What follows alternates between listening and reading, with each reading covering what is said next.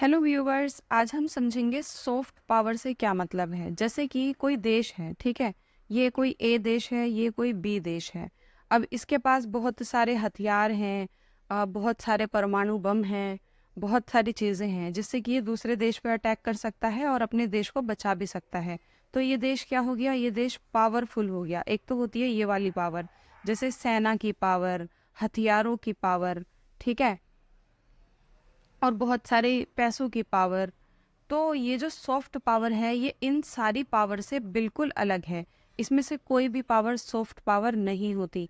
Soft power से मतलब होता है कि किसी देश के पास इस तरीके की शक्ति है या फिर क्षमता है, इस तरीके की शक्ति है या फिर क्षमता है कि वो दूसरे देश पे बिना दबाव डाले, बिना हथियारों से डराए, बिना किसी सैन्य ताकत के डराए, और ना ही कोई हिंसा करेगा, बिना किसी हिंसा के, सिर्फ सांस्कृतिक तौर पे और राजनीतिक तौर पे और कूटनीतिक तौर पे। कूटनीतिक का मतलब होता है प्लानिंग करके। इन सब से वो दूसरे देशों पे अपना प्रभाव डाल रहा है और दूसरे देश के जो लोग हैं वो उस देश की बातों को मान रहे हैं। मतलब इनडायरेक्टली वो उस पर राज कर रहा है। और वो देश जो है वो बिना कुछ कहे, बिना दूसरे देशों को नुकसान पहुंचाए, ठीक है, बिना किसी ताकत के दूसरे देश उसको अच्छा मान रहे हैं। इस तरीके की पावर को सॉफ्ट पावर कहते हैं। मतलब ये सारे जो लोग हैं इस देश के, वो इंस्पायर्ड हो गए हैं इस वाले देश की संस्कृति से, राजनीति से, इन सब से। संस्कृति मैं आपको बताती हूँ। संस्कृति जैसे ऐसे, फॉर एग्जाम्पल, हमारे देश में वेस्टर्न कपड़े पहनने वालों को स्मार्ट और इंटेलिजेंट समझा जाता है आज भी। मैं हर किसी की बात नहीं कर रही हूँ, जो लोग पढ़े लिख गए हैं और जो लोग इस चीज़ को समझने लग गए हैं वो तो जानते हैं। लेकिन आज भी आप देखेंगे गांव देहात में या फिर बहुत सारे एरियाज में, गांव देहात में नहीं, शहरों में भी आपको आसपास बहुत सारे लोग मिल जाएंगे जो सांस्कृतिक तौर पे हम देखें तो वेस्टर्न कपड़े पहनने वालों को बहुत ही ऊंचा, तमीज़दार और पढ़ा लिखा समझते हैं, चाहे उनको ABCD भी ना आती हो। ठीक है, अगर कोई जीन्स पहनता है या फिर कोट पैंट पहनता है, ठीक है, लड़के कोट पैंट पहनते हैं तो उनको स्मार्ट समझा जाता है। वहीं अगर वो कुर्ता पजामा पहनते हैं तो उनको बकवास या फिर बेकार सा समझा जाता है। बहुत सारे लोगों को ऐसा लगता है। तो ये क्या है? दूसरे देश का हमारे देश के ऊपर एक सॉफ्ट पावर का प्रभाव है कि हम वेस्टर्न कल्चर को, हमें अपने बर्थडे पे, ठीक है, पूरी कचौरी बनाना अच्छा नहीं लगता आजकल, हमें केक काटना ज़्यादा अच्छा लगता है क्योंकि केक वेस्टर्न कंट्रीज़ में काटा जाता है। तो हम आजकल सभी केक काट रहे हैं क्योंकि हमें लगता है कि वो काटना ज़्यादा अच्छा है। बच्चों से पूछो कि केक काटोगे या फिर कोई वैसी डिश बना दे, पुलाव वगैरह बना दे या फिर पूरी कचौरी बना दे, तो उनको केक ज़्यादा पसंद आएगा क्योंकि ये चीज़ हमारे दिमाग में घर कर चुकी है। अंग्रेज़ यहाँ पे शासन करके गए हैं ना कि गोरा होना अच्छा है। ये हमें किसने सिखाया? ये वेस्टर्न कल्चर से हमने सीखा है। वहाँ की संस्कृति, क्यों हमारे दिमाग में ना ये चीज़ ठूस के चले गए हैं कि गोरा होना बहुत अच्छा है, तो यहाँ क्रीम लगा लगा के पागल हुए जा रहे हैं। गोरा होना है, ठीक है, तो गोरा होना अच्छा है, केक काटना अच्छा है, जीन्स पहनना अच्छा है।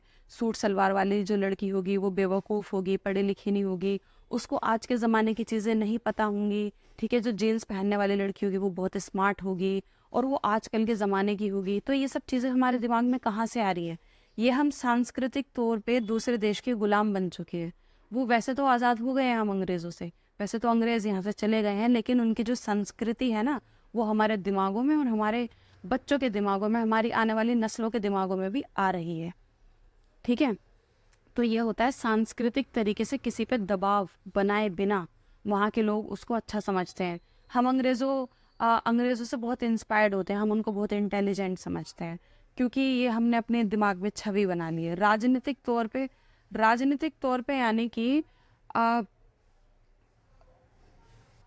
जैसे कि आप देखेंगे गांधी जी का अहिंसा का सिद्धांत पूरे दुनिया में फेमस है।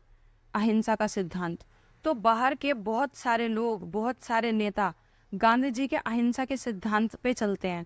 तो ये राजनीतिक तरीके से हो गया।